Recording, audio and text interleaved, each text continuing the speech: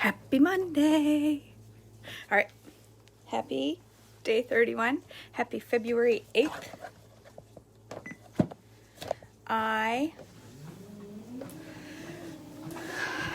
All right, day 31. I don't know what I was going to say. All right, I'm going to jump right in this morning. It looks like to be a pretty short one, which is okay because I'm running a little behind this morning because I sat down and watched YouTube videos for too long. And it got late. I was like, oh crap, I got to get on the treadmill. All right. So, good morning, Karen. All right, so February 8th, social responsibility, Exodus 22, 16 through 31, around 1446 or 1280 BC. If a man seduces a virgin who is not engaged to anyone and has sex with her, he must pay the customary bride price and marry her. But if a father refuses to let him marry her, a man must still pay him an amount equal to the bride price of a virgin. You must not allow sorceress to live. Anyone who has sexual relations with an animal must certainly be put to death. I agree with that. Anyone who sacrifices to any god other than the Lord must be destroyed. You must not mistreat or oppress foreigners in any way. Remember, you yourselves were foreigners in the land of Egypt. You must not exploit a widow or an orphan. If you exploit them in any way and cry out to me, then I will certainly hear their cry. My anger will blaze against you, and I will kill you with the sword. Then your wives will be widows and your children fatherless. If you lend money to any of my people who are in need, do not charge interest as a moneylender would. If you take your neighbor's cloak as security for a loan, you must return it before sunset. This coat may be the only blanket your neighbor has. How can a person sleep without it? If you do not return it and your neighbor cries out to me for help, then I will hear, for I am merciful. Thank God. Thank you that he's merciful. You must not dishonor God or curse any of your rulers. You must not hold anything back when you give me offerings from your crops and your wine. You must give me your firstborn sons. You must also give me the firstborn of your cattle, sheep, and goats. But leave the newborn animal with its mother for 7 days, and then give it to me on the 8th day. You must be my holy people. Therefore, do not eat any animal that has been torn up and killed by wild animals. Throw it to the dogs.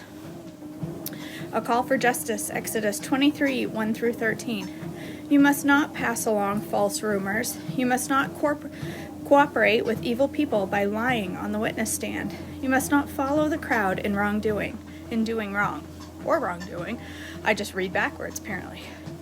When you are called to testify in a dispute, do not be swayed by the crowd to twist justice, and do not slant your testimony in favor of a person just because the person is poor. If you come upon your enemy's ox or donkey that has strayed away, take it back to its owner. If you see that donkey of someone who hates you has collapsed under its load, do not walk by. Instead, stop and help. In a lawsuit, you must not deny justice. I get the hiccups every single time. In a lawsuit, you must not deny justice to the poor. Be sure never to charge anyone falsely with evil. Never sentence an innocent or blameless person to death, for I never declare a guilty person to be innocent. Take no bribes, for a bribe makes you ignore something that you clearly see. A bribe makes even a righteous person twist the truth. You must not oppress foreigners. You must not oppress foreigners. You know what it's like to be a foreigner, for yourselves were once foreigners in the land of Egypt. Plant and harvest your crop for 6 years, but let the land be renewed and lie uncultivated during the 7th year. And let the poor among you harvest whatever grows on its own. Leave the rest for the wild animals to eat. The same applies to your vineyards and your olive groves. You have 6 days each week for your ordinary work, but on the 7th day you must stop working. This gives your ox and your donkey a chance to rest. It allows your slaves and the foreigners living among you to be refreshed. Pay close attention to my instructions. You must not call on the name of any other gods. Do not even speak their names. 3 annual festivals, Exodus 23, 14 through 19. Each year you must celebrate 3 festivals in my honor. First, celebrate the festival of unleavened bread. For 7 days the bread you eat must be made without yeast. just as I have commanded you. Celebrate this festival annually at the appointed time in the early spring, in the month of Abib, for that is the anniversary of your departure from Egypt. No one may appear before me without an offering. Second, celebrate the festival of harvest when you bring me the first of your crops. Finally, celebrate the festival of the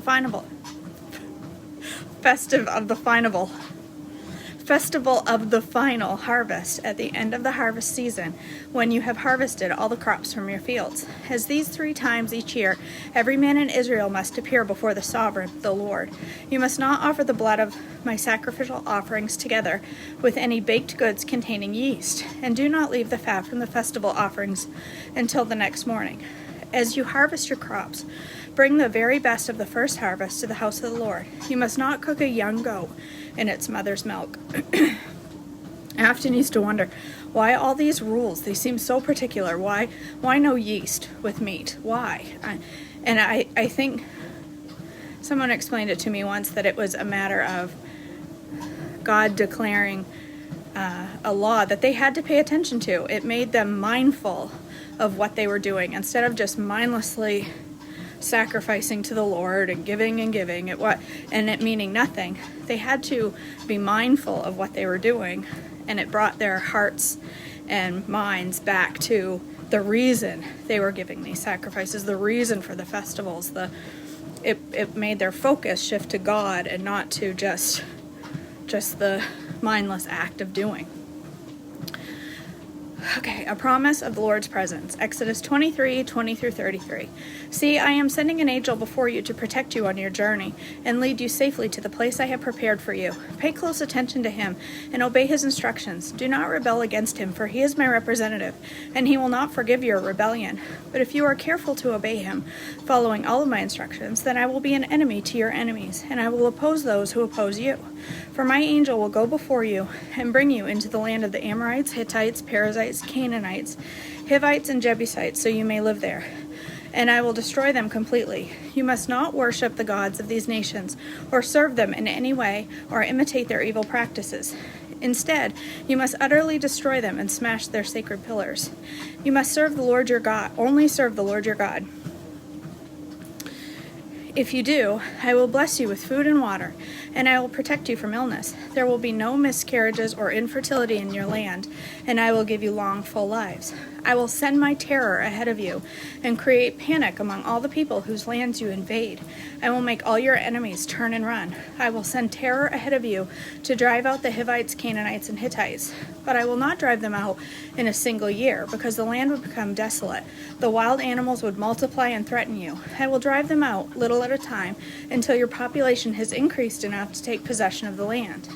And I will fix your boundaries from the Red Sea to the Mediterranean Sea, and from the eastern wilderness to the Euphrates River. I will hand over to you the people now living in the land, and you will drive them out ahead of you. Make no treaties with them or their gods. They must not live in your land, or they will cause you to sin against me.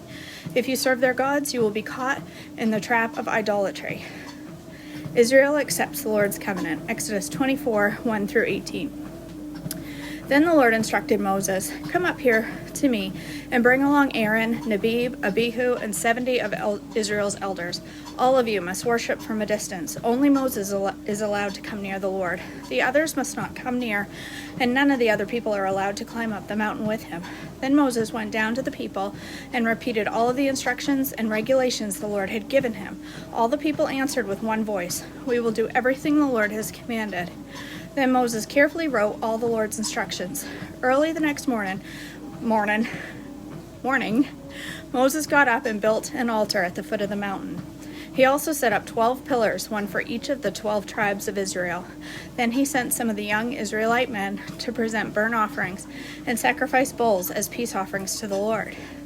Moses drained half the blood from these animals into basins. The other half he splattered against the altar. Then he took the book of the covenant and read it aloud to the people. Again, they all responded, "We will do everything the Lord has commanded. We will obey." Then Moses took the blood from the basins and splattered it over the people, declaring, "Look, this blood confirms the covenant the Lord has made with you," in giving these instructions. I can't help but think of he covered the people with the blood, just the way Jesus covers us with his. Like the connection there gives me goosies. All right. Then Moses, Aaron, Nadab, Abihu, and the 70 elders of Israel climbed up the mountain. There they saw the God of Israel. Under his feet there seemed to be a surface of brilliant blue lapis lazuli, as clear as the sky itself. And these nobles of Israel gazed upon God. He did not destroy them. In fact, they ate a covenant meal, eating and drinking as in his presence, because they were covered in the sacrificial blood. They were covered in the blood, what would soon become the Christ's blood.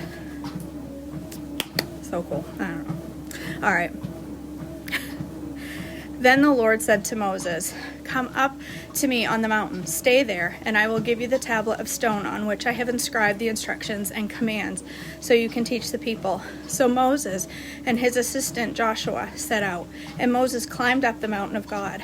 Moses told the elders, "Stay here and wait for us until we come back. Aaron and Hur are here with you. If anyone has a dispute while I am gone, consult with them." Then Moses climbed up the mountain, and the cloud covered it. And the glory of the Lord settled down on Mount Sinai, and the cloud covered it for 6 days. On the 7th day, the Lord called Moses from inside the cloud. To the Israelites at the foot of the mountain, the glory of the Lord appeared at the summit like a consuming fire. Then Moses disappeared into the cloud as he climbed higher up the mountain. He remained on the mountain for 40 days and 40 nights. All right, that's it. That's February 8th. That was short, 11 minutes. I've read through the Bible before, mindlessly, honestly. I hadn't paid nearly as much attention as I'm paying this time, and it's probably, for me, personally, it's the translation. I understand this one. It's not a lot of these and thous, and I don't have to think through the sentence. I understand what it means because it's written in my language. So I'm enjoying this time around more than I have in the past. But I think as you get older and you get a closer relationship with Jesus, and then you read the Bible again, you pick out Jesus all through the book, all the way back from Genesis. You're like, that's a picture of Christ. That's a picture of Christ. That's a picture of Christ. That's a picture of Christ. Just over and over and over. I just, like I said, goosebumps. I love it. Which plan you read and where? I'm reading this Bible, Maro. It's the 1 year, can you see it while I walk? It's the 1 year chronological Bible. It says expressions because it's one of those artsy Bibles that's got see if I can fall over, pretty art words. I was going to take notes and give it to my daughter, but I haven't done that because I've been reading it on the treadmill. So that's my plan for later, is to do that. But anywho, all right, I'm going to go upstairs and I'm going to make some brekkie. All right, I love you all. Happy Monday. I hope you have a beautiful start to your week. I hope you stay on plan all day because you're supposed to and you need to. All right, I love you all. I will talk to you upstairs. I'm going to be over on the Trim Healthy page making a smoothie this morning. Kind of a quick one because I have to get my butt to work. So, all right, I love you all. Talk to you later. Bye.